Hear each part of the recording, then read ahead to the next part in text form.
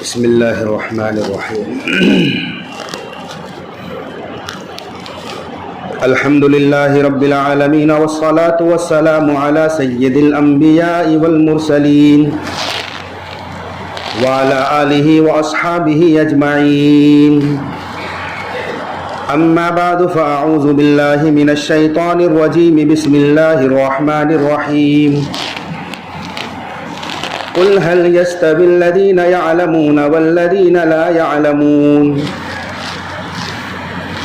وقال الله تعالى إنما يخشى الله من عباده العلماء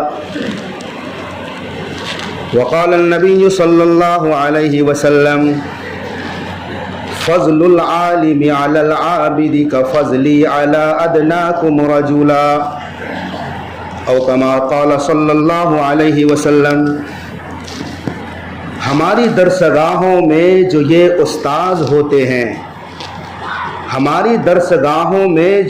استاذ ہوتے ہیں حقیقت میں یہی تو قوم کی بنیاد ہوتے ہیں. یہی رکھتے ہیں شہر علم کی ہر راہ کو روشن. ہمیں منزل پہ پہنچا کر یہ کتنے شاد ہوتے ہیں اور برستے ہیں یہ ساون بن کر پیاسی زمینوں پر. انہی کے فیض سے اجڑے چمن آباد ہوتے ہیں. اگر روحانیت سے باہمی رشتہ ہوئے واصف تو پھر شاگرد بھی استاذ کی اولاد ہوتے ہیں. حیرت ہے کہ تعلیم و ترقی میں ہے پیچھے جس قوم کا آغاز ہی اقرا سے ہوا تھا. حضرات معزز سامعین کرام، علم اللہ تعالیٰ کی ایک صفت ہے. علم ہے. اللہ عالم ہے. قرآن میں جا بجا اللہ تعالیٰ کی صفت کا ذکر آیا ہے. اور یہ علم والی جو صفت ہے اللہ اپنے چنندہ اور خاص مقبول بندوں کو یہ صفت اللہ عطا فرماتا ہے. چنانچہ معصوم فرشتے جو اللہ کی عبادت بکثرت کرتے ہیں،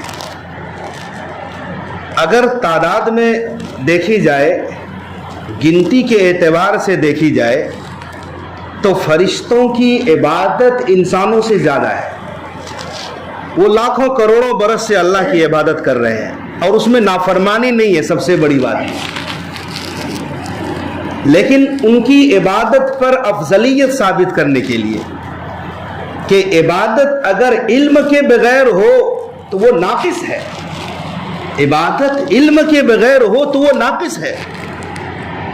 آدم علیہ السلام کو اللہ نے چیزوں کا علم دیا اور فرشتوں کو نہیں دیا. تو ایک مجلس لگی.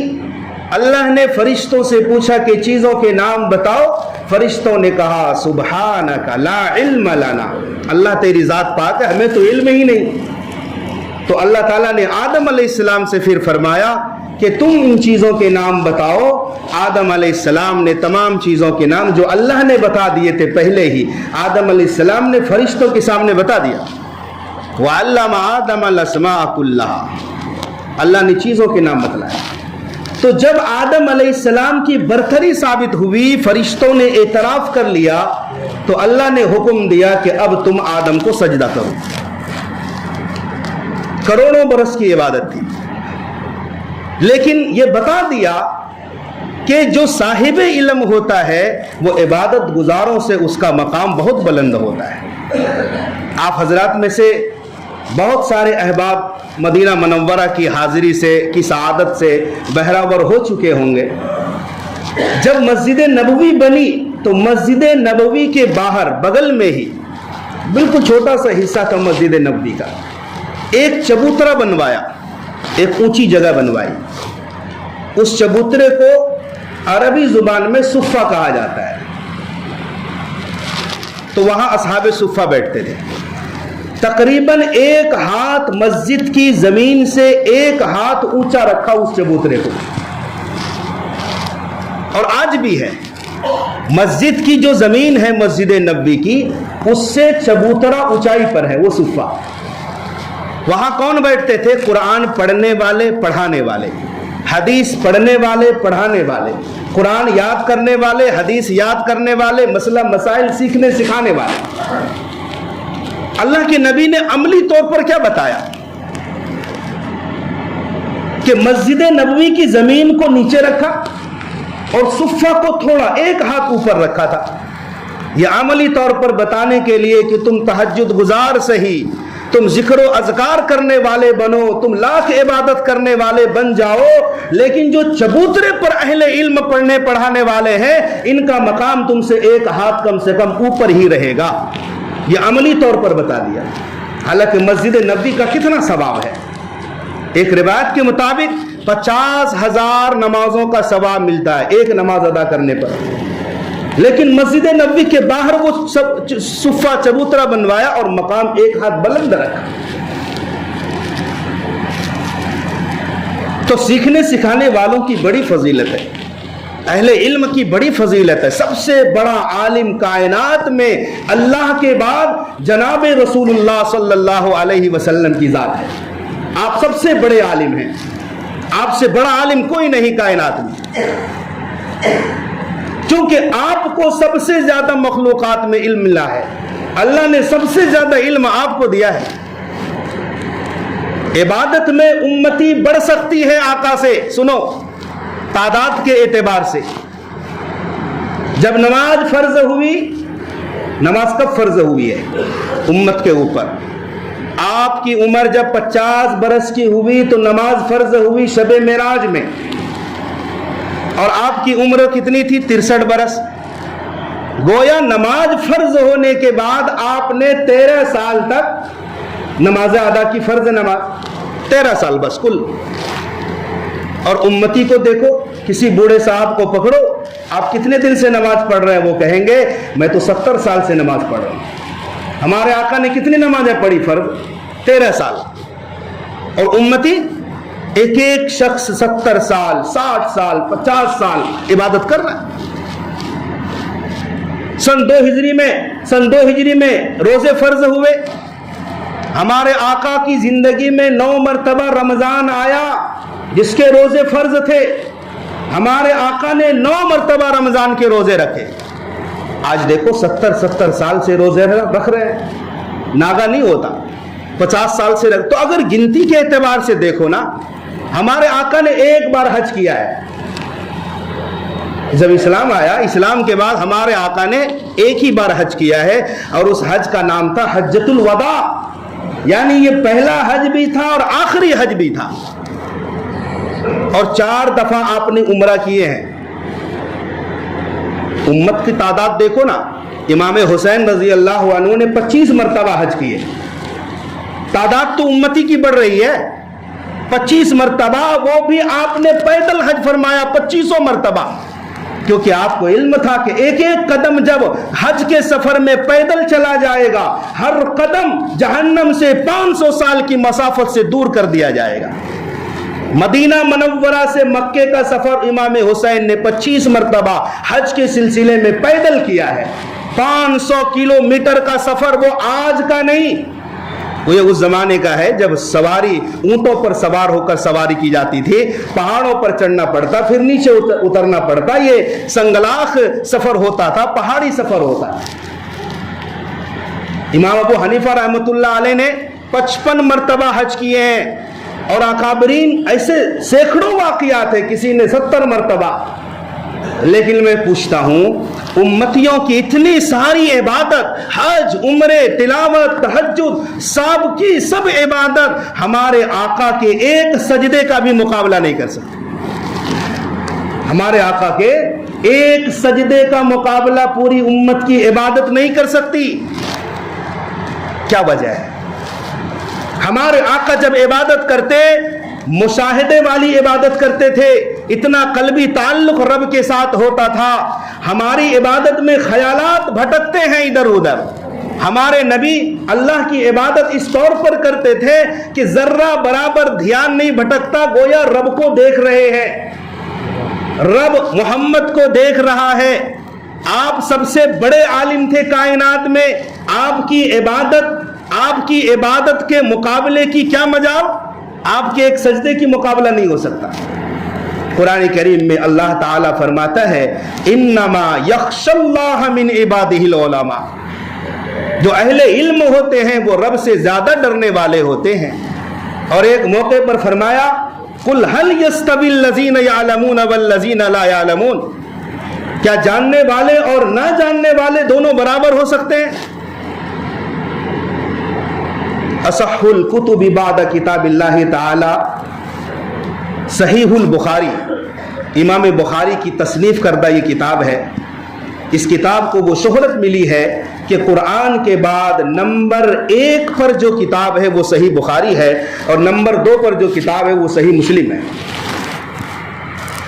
ان دونوں میں ساری صحیح حدیثیں ہیں۔ امام بخاری چھوٹے تھے کہ والد صاحب فوت ہو گئے، آپ یتیمی کی زندگی بسر کر رہے ہیں، آپ کی بینائی چلی گئی ہے، آپ نابینا ہو گئے چھوٹے میں۔ بتاؤ جو یتیم ہو، جو بچہ یتیم ہو، اس کی ماں پر کیا گزرتا ہوگا کہ میرا بیٹا یتیم ہے، وہ بینائی چلی گئی۔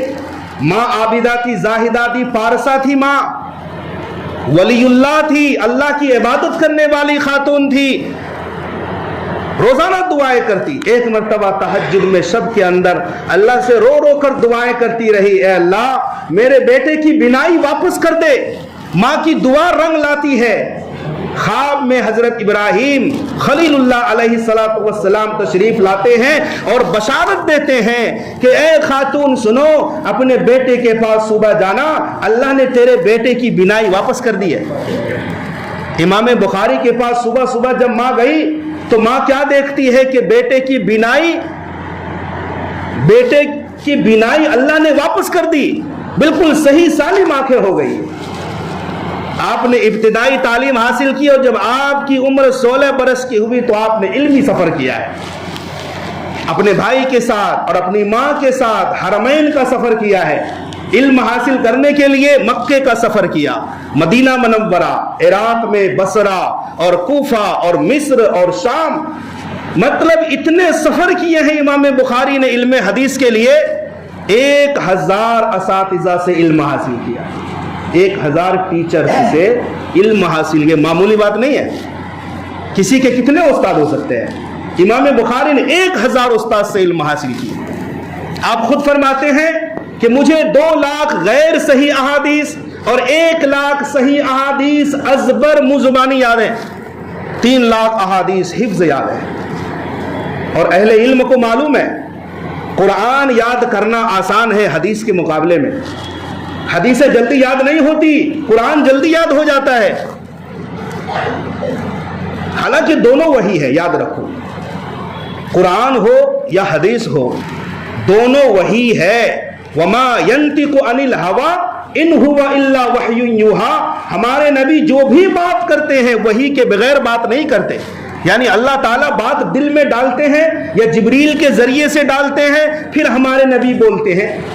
اسی کو علماء نے وحی مطلوع، وحی غیر مطلوع، دیکھو جی قرآن کی جو آیات ہے یہ بھی وحی ہے، اللہ ہی نے اتارا، اور حدیث بھی جو ہے وہ اللہ ہی کی طرف سے ہے، لیکن وحی مطلوع اسے کہتے ہیں جس کی تلاوت نماز میں کی جاتی ہے، اسے ہم قرآن کہتے ہیں۔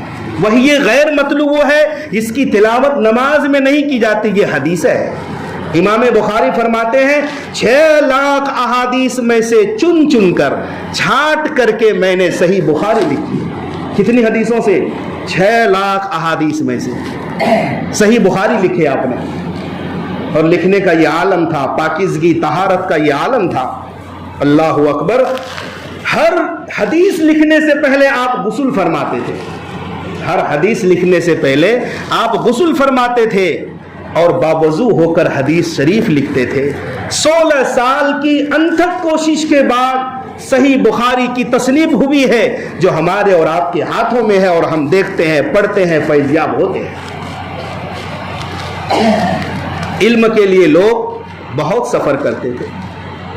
امام شافعی رحمۃ اللہ علیہ کو اللہ نے بہت طلب دیا تھا علم حاصل کرنے کا۔ آپ بچپن میں تھے کہ آپ یتیم ہو گئے تھے،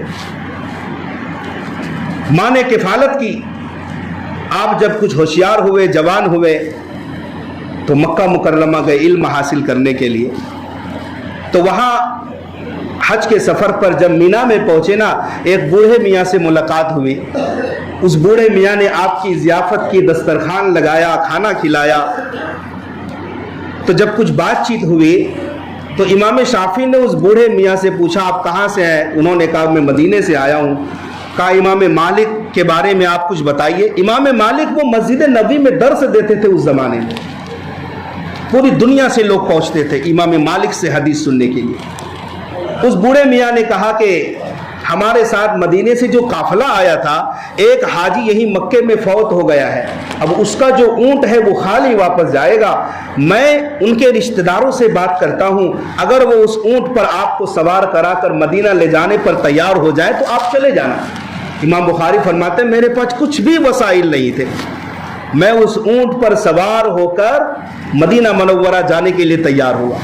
اب کیا لکھتے ہیں 16 دن لگے مکہ سے مدینہ جانے کے لیے، 16 دن لگے اونٹ پر، اور آپ نے 16 دن میں 16 دفعہ قرآن پاک مکمل کر لیا.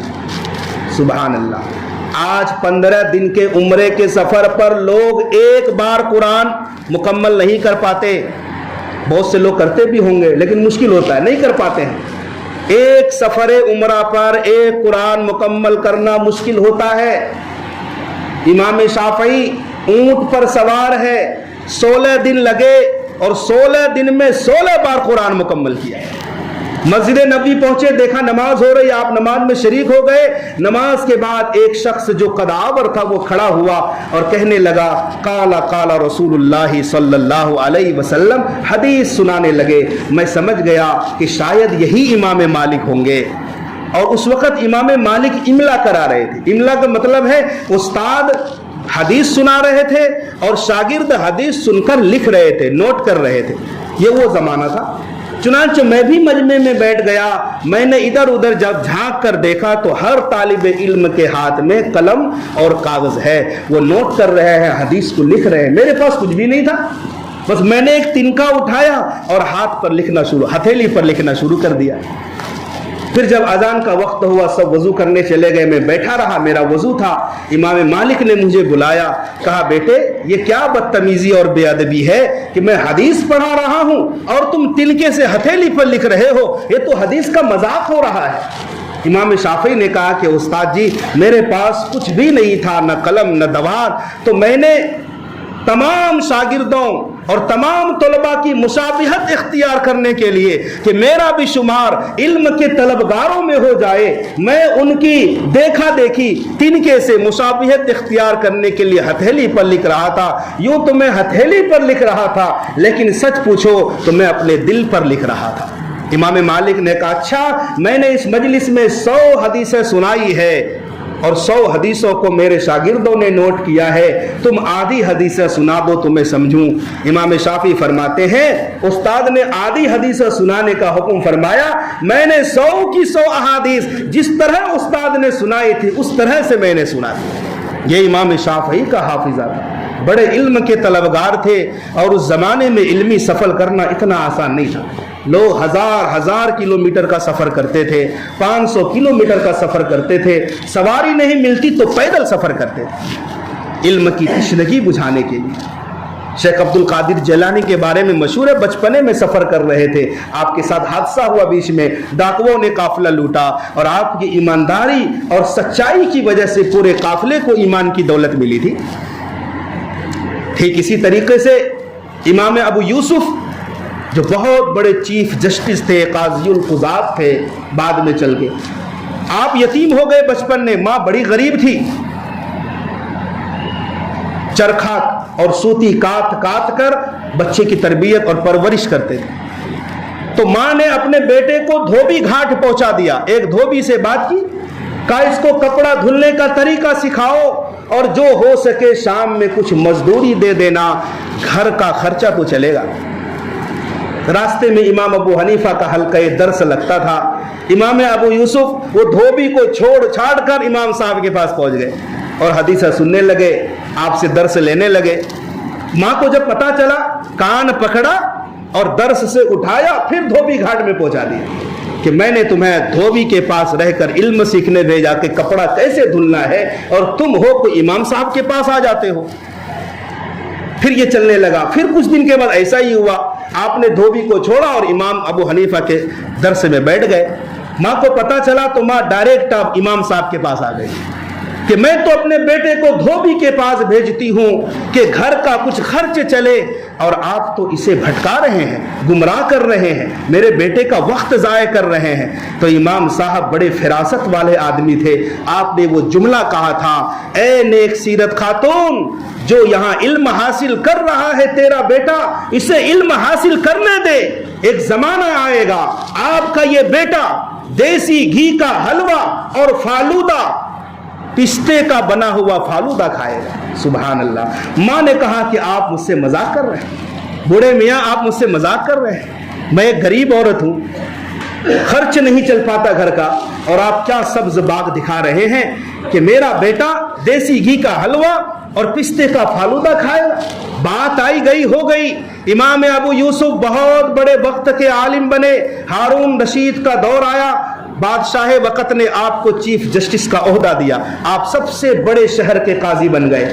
ایک مرتبہ کسی فنکشن کے موقع پر بادشاہ نے ایک برتن منگوایا اور امام ابو یوسف کے ہاتھ میں دیا, کہا لیجئے یہ بہترین حلوہ ہے, اور یہ ایک ایسی چیز ہے جو میرے لیے کبھی کبھی بنتی ہے لیکن آپ کے لیے انشاءاللہ روزانہ آ جایا کرے گی. امام ابو یوسف نے کھایا نا, بڑی لذیذ معلوم ہوئی. تو کہا کہ اس کا نام کیا ہے, یہ ہے کیا چیز؟ کہا یہ پستے کا بنا ہوا فالودہ ہے. سبحان اللہ, پستے کا بنا ہوا فالودہ ہے. امام ابو یوسف مسکرانے لگے, پھر رونے لگے. کہا کیا وجہ ہے؟ کہا میرے استاد محترم ابو حنیفہ کی یاد آ گئی, آپ نے کہا تھا یہ بیٹا آگے چل کر پستے کا بنا ہوا فالودہ کھائے. علم سے لوگوں کو عزت ملتی ہے, کبھی بھی علم سے لوگوں کی تحقیر نہیں ہوتی, لوگ ذلیل نہیں ہوتے, کیونکہ یہ علم آخرت کا بھی راستہ بتاتا ہے اور دنیا سنوارنے کا بھی راستہ بتاتا ہے. آج لوگوں کی ترجیحات بدل گئی ہے. ہاں لوگوں کی ترجیحات بدل گئی. دنیا تناسب دیکھتی ہے. شہر کی آبادی کے 1000-1500 گھرانے پر ایک ڈاکٹر ہونا چاہیے, تناسب دیکھتی ہے دنیا. 1500 آبادی پر ایک ڈاکٹر ہونا ضروری ہے, پروفیسر ہونا چاہیے. اتنی بڑی آبادی پر فلاں جگہ ہاسپٹل ہونا چاہیے. ہاں یہ دنیا کے لیے ہے, لیکن دینداروں کے لیے, تمہاری آخرت سنوارنے کے لیے اتنی بڑی آبادی میں ہر محلے میں حافظ عالم کا ہونا ضروری ہے, کیونکہ ہر چیز میں حلال اور حرام ہے. سنو, نکاح ہے, 100% لوگ تو نہیں کرتے لیکن بڑی تعداد لوگ نکاح کرتے ہیں, اس میں بھی حلال حرام ہے. نکاح کے ذریعے سے وہ چیزیں, وہ امور حلال ہے جو بغیر نکاح کے حرام ہے. ہر انسان کھانا کھاتا ہے, کھانے میں بھی حلال اور حرام ہے, یہ کون بتائے گا؟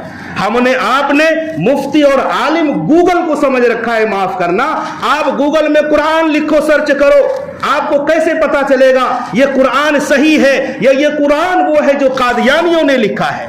آپ تفسیر لکھو قرآن کی, آپ کو کیسے پتا چلے گا گوگل میں یہ احمدیہ جماعت یہ قادیانیوں کی لکھی ہے یا صحیح عالم دین کی ہے؟ یہ فرق اور تمیز آپ کیسے پیدا کریں گے؟ ہرگز پیدا نہیں کر سکتے یہ فرق. یہ گوگل اور یہ یوٹیوب اور فلاں اگر ان سے علم حاصل ہوتا تو لوگ مدارس کو بند کر دیتے. آج ہماری یہی ترجیحات ہے, ہم علماء سے کٹتے جا رہے ہیں, علماء سے دوری بناتے جا رہے ہیں. حالانکہ صحیح منہج اور صحیح علم آپ کو ایک عالم دین اور ایک دارالفتہ سے فیض یافتہ مفتی ہی بتائے گا. ترجیحات بدل گئی, یونیورسٹیاں قائم ہیں, کالجز قائم ہیں, وہاں ساری چیزیں پڑھائی جاتی ہیں, مگر یہ سارے ادارے آپ کو کبھی نہیں بتائیں گے کہ مرنے کے بعد کیا ہوگا, آخرت کیسے بنے گی. یہ صرف اور صرف مدرسے والے بتاتے ہیں, مدارس میں رہنے والے, وہاں پڑھنے پڑھانے والے بتاتے ہیں کہ مرنے کے بعد کیا ہوگا. کون بتائے گا؟ کون سی یونیورسٹی اور کالج میں آپ کو یہ بات بتائی جائے؟ ہر چیز کا علم حاصل کرو, لیکن قرآن کا حفظ اور قرآن کی تعلیم اور صحیح علم کی تعلیم سب سے پہلے. ہم نے, آپ نے سب کچھ بنا دیا لیکن مسلمان نہیں بنایا. 3 بچے 4 بچے ہیں کسی کے, بھائی ایک بچے کو تو حافظ عالم بناؤ, مدرسے میں بھیجو. کیونکہ میں نے پہلے بھی کہا تھا, یہ جتنے فنون ہیں نا, جتنے بھی فنون ہیں, ڈاکٹر ہے, انجینئر ہے, سب کچھ ہے, بہترین ہے, قوم کے لیے ضروری چیزیں ہیں. لیکن اصلی بات یہ ہے کہ یہ سب چیزیں موت پر ختم ہو جائے گی. یاد رکھو موت پر ختم ہو جائے گی. کسی کو ڈاکٹر کہہ کر قیامت میں نہیں پکارا جائے گا. ہاں نہیں پکارا جائے گا. یہ علم یہ فنون ہے دنیا کی, ضرورتیں ہیں. لیکن اگر آپ نے اپنے بیٹے کو علم دے دیا, قرآن کا حدیث کا علم دے دیا, آپ کے بیٹے کو بھی حافظ قرآن بتایا جائے گا قیامت میں, اور ان کے ماں باپ کے سر پر بھی تاج رکھا جائے گا, سرداری وہاں چلے گی انشاءاللہ. تو یہ موت کے بعد بھی کام آئے گی. اس لیے ضرورت ہے کہ ہم اپنے بچوں کو پڑھائیں. لوگ قسم پرسی میں مبتلا ہیں, لوگ اپنے آپ کو چھوٹا سمجھ رہے ہیں, احساس کمتری کا شکار ہے. میرا بیٹا مولوی صاحب بنے گا, حافظ بنے گا, کیا کھائے کمائے گا, یہ آگے کے بارے میں ہم سوچ رہے ہیں. جو 60-70 سال کی زندگی ہے, ہم اپنے بچوں کے فیوچر کے بارے میں سوچتے ہیں. ارے تمہارے بچے کا فیوچر وہاں سے شروع ہوگا جہاں اس کی موت واقع ہو جائے گی. موت کے بعد جو عبدالآباد زندگی ہے وہ فیوچر نہیں, وہ مستقبل نہیں ہے. ہم نے وہاں کے لیے کیا سوچا؟ اللہ اکبر کبیرہ. اللہ تعالی ہمیں عمل کی توفیق عطا فرمائے.